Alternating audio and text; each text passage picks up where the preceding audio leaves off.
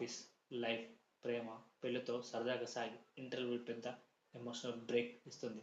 రెండవ భాగంలో హీరో జీవితంలో ఎలా ఎదుగుతాడు, అడ్డంకులను ఎలా అధిగమిస్తాడు అనే అంశాలను చూపించారు. క్లైమాక్స్ బాగుంది. సో ఒక సందేశాన్ని ఇచ్చే ప్రయత్నం చేశారని చెప్పచ్చు. సో అది సినిమాకు ప్లస్ పాయింట్ అని చెప్పాలి. సో మన Bigg Boss fame Gautam Krishnamurthy పాత్రలో ఒదిగిపోయాడని, నటునిగా చాలా మెరుగుపడ్డాడని చాలామంది మెచ్చుకున్నారు. నాకు కూడా నచ్చింది. కామెడీ, ప్రేమ, బాధ, యాక్షన్ వంటి అన్ని ఎమోషన్స్ని బాగా చేశాడు.